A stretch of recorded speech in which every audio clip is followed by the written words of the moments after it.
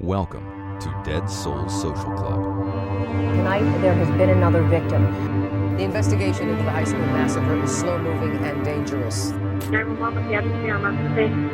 is a bulletin from CBS News. Crime. Together we'll crack it. Now I am become death. It's mysterious, it's deadly, and it's baffling medical science.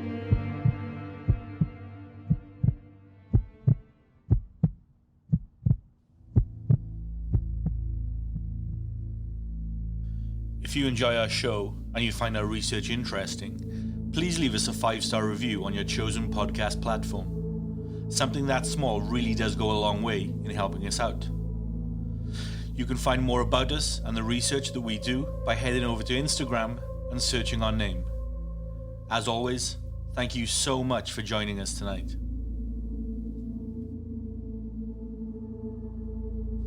The following episode is a short, brief update regarding today's assassination attempt on presidential candidate Donald Trump. We don't normally engage in live current event reporting or produce episodes like this. However, we feel that these recent events in Pennsylvania are significant and could escalate further. As I said, this is a brief update and commentary, and we will look to provide further updates as the story progresses. To my friends in the United States, please stay safe. Look after each other, and be kind to one another. This episode is titled, Who is Thomas Matthew Crooks? Thomas Crooks is the man named by the FBI who carried out today's attempted assassination on presidential candidate and former US President Donald Trump. Federal agents have not identified a motive for the assassination attempt on the former president at this time, but a video released by Crooks on social media does hint at what the motive might be. Kevin Rojek, special agent in charge of the FBI Pittsburgh office, who was speaking on behalf of the FBI, refused to speculate on any possible motive. As this story is very much developing and the incident occurred just a few hours ago, it's key not to speculate at this time and focus exclusively on confirmed and reputable information and evidence. The shooting took place during a Trump campaign rally at the Butler Showgrounds in Pennsylvania at roughly 6:10 p.m. on Saturday evening, the 13th of July 2024. Trump was showing off a chart of border-crossing numbers when the gunfire rang out. As the shots fired towards former President Trump, he dropped to the ground, a tactic he has been trained to follow by the Secret Service in the event of shots being fired at him. When Trump eventually got to his feet, he could be seen reaching with his right hand toward his face, which was smeared with blood. He then pumped his fist in the air and appeared to mouth the word "fight" twice to his crowd of supporters. United States Secret Service agents quickly responded with protective measures, and the former president was securely removed from the location by motorcade, which transported him to Butler Memorial Hospital near Pittsburgh for treatment. He was discharged a few hours later following medical attention and is confirmed by those close to him to be doing fine. Thomas Crooks was a 20-year-old male from Bethel Park, Pennsylvania, a location in the Pittsburgh suburbs which is around an hour's drive or 40 miles south of the Butler Showgrounds where the Trump rally was taking place. Crooks was born on the 20th of September 2003 to Matthew Bryan and Kathleen Crooks. Thomas was a slim, bespectacled white male with long shoulder-length dirty blonde hair and was a passionate gun lover. Mr. Crooks graduated Bethel Park High School in 2022 and was said to be an intelligent student, even receiving a $500 Star Award from the National Math and Science Initiative in his final year of school. In a now deleted TikTok account named Thomas Matthew Crooks 1, Crooks is seen screaming and ranting at Republican campaigners. The video was taken down and banned by TikTok before the assassination attempt. However, you can still find it online should you so be interested. Although I do urge caution, as there is currently a lot of misinformation out there. Airspace above Bethel Park has been closed with immediate effect, with federal authorities not commenting on the reason for this. In breaking news, it has also been reported that Trump Tower in New York City has also been placed under emergency lockdown with Secret Service agents on the scene. Although Trump is not currently at that location, he is said to be secure at his New Jersey golf resort after receiving medical treatment for his head wounds. Early on Sunday morning, law enforcement officers had closed down all roads leading towards the home of the suspect's family. Numerous relatives of Crooks were said to be in hiding and not responding to comments and questions, with the exception of one, Crooks' father, Matthew Crooks, a mental health counselor, who simply said that he was trying to figure out, quote, what the hell is going on, but would, quote, wait until I talk to law enforcement before speaking about my son, unquote. We already know that Crooks was registered as a Republican Party voter in his home state of Pennsylvania, although he made a $15 donation to a Progressive Political Action Committee on the 20th of January 2021. This was President Joe Biden's inauguration date. The committee was the Progressive Turnout Project, a liberal voter turnout group, and the donations were submitted through the Democratic donation platform ActBlue. The 2024 election, however, would be the first election that Crooks would be old enough to vote in. According to the Secret Service, the shooter, who was wearing a Demolition Ranch gun website t-shirt at the time, fired from an elevated position on the roof of an adjacent manufacturing plant, roughly 130 yards, 118 meters, or 390 feet away from the stage that former President Trump was speaking on. The position was situated outside of the rally event, so was less secure than the inside of the showgrounds itself. An AR-15 style rifle has been recovered from the shooter's body outside of the rally venue. The shooter managed to fire around 7 shots at former President Trump, with one of the shots hitting Trump in his right ear.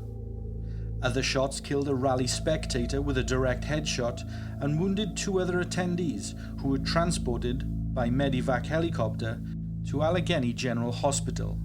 The 3 other victims were all male. The remaining 3 bullets all struck the presidential podium. The shooter was quickly neutralized with a gunshot to the head by a Secret Service sniper and was declared dead at the scene. Crooks didn't have any identification on his body, so federal agents had to run his DNA to obtain biometric confirmation of his identity. Presidential assassination attempts haven't been seen in politics since the Reagan years, when he was shot on March 30th, 1981 by lone gunman John Hinckley Jr., who carried out the attack, he said, to impress the actress Jodie Foster. Acts of this nature were also widespread throughout the tumultuous 1960s and early 1970s, with President John F. Kennedy, his younger brother Senator Bobby Kennedy, Senator George Wallace, and political activist Martin Luther King Jr. all becoming victims of assassins' bullets. An attempt on a presidential candidate's life is very much seen as a clear indication of the volatile and split political opinion and discourse in the United States in the current day, with Republican and Democrat voters regularly at polar opposites and engaging in heated arguments over the political direction of its country. The shooting really is a concerning factor, with the 2024 election just 4 months away. Right-wing Conservative leader of UK Reform Party Nigel Farage, who is a friend and political ally of Donald Trump, made opportunistic comments in support of his friend. He stated, quote, "I'm very upset by the attack of my good friend, but I'm not surprised." Farage blamed the nasty narrative pushed out by liberals who oppose him, who almost encourage this type of behavior. Farage highlighted recent reported comments by President Joe Biden before the shooting about putting Trump, quote, in the bullseye. Liberal intolerance is increasingly a part of this problem, Farage says. Whilst Nigel Farage may have a point, he fails to balance his statements by referencing the equally volatile and dangerous comments and narratives being pushed on the conservative side of politics too, with Donald Trump himself only recently stating in a television news interview that he would get revenge on all those who didn't support him after he is re-elected president. Let's also not forget about his comments about his very own Vice President Mike Pence during the January 6 riots in 2021. So there is absolutely volatility, unpredictability and incitement on both sides of the political spectrum, and things continue to grow in a worrying direction. Donald Trump's team have announced that they have paused his political campaign at the moment, and it is unknown if or when it will resume, though Trump has stated he is keen to attend the Republican Party conference on Monday. Donald Trump's daughter, Ivanka Trump, commented via the X, formerly Twitter, platform, stating, quote, "Love and prayers for my father and other victims of the senseless violence. I am grateful to the Secret Service and all the other law enforcement officers for their quick and decisive actions today. I continue to pray for our country. I love you, Dad, today and always." Unquote. Following the shooting, President Joe Biden released a statement where he expressed concern about the sick assassination attempt and saying that he was grateful to hear that Donald Trump was safe. In further comments, President Biden stated, quote, "I have been briefed on the shooting at Donald Trump's rally in Pennsylvania. I'm grateful to hear that he's safe and doing well." Biden continued, "I'm praying for him and his family and for all those who were at his rally as we await further information. Jill and I are grateful to the Secret Service for getting him to safety. There is no place for this kind of violence in America. We must unite as one nation to condemn it. It's sick, it's sick." Unquote. It has also now been confirmed that President Joe Biden has spoken with Donald Trump directly over the phone. Donald Trump himself has posted a statement on his Truth Social platform that reads, quote, "I want to thank the United States Secret Service and all of law enforcement for their rapid response on the shooting that took place in Butler, Pennsylvania. Most importantly, I want to extend my condolences to the family of the person at the rally who was killed, and also to the family of another person that was badly injured. It is incredible that such an act can take place in our country. Nothing is known at this time about the shooter, who is now dead. I was shot with a bullet that pierced the upper part of my right ear. I knew immediately that something was wrong, in that I heard a whizzing sound, shots, and immediately felt the bullet ripping through the skin. Much bleeding took place, so I realized then what was happening. God bless America." Unquote. In a tweet posted shortly after the assassination attempt, conspiracy theorist Alex Jones posted this comment, quote, "Emergency. America is now under globalist attack. More assassination attempts imminent. The deep state's next move is false flags, civil unrest, and martial law. This is a maximum alert. More update to come. Elon, you should get to your bunker immediately. This is a live coup." Unquote. So, nothing unsubstantiated or overreactionary at all from Jones there, keeping himself on brand. As I stated earlier, Dead Souls will continue to track this story and provide updates should they evolve any further. Thank you all for listening to this brief episode. One final note, this episode isn't to replace our scheduled episode.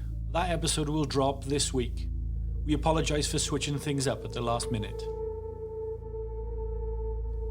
One final comment from me. Each of us have our own personal and political opinions, and there will always be discourse and disagreement.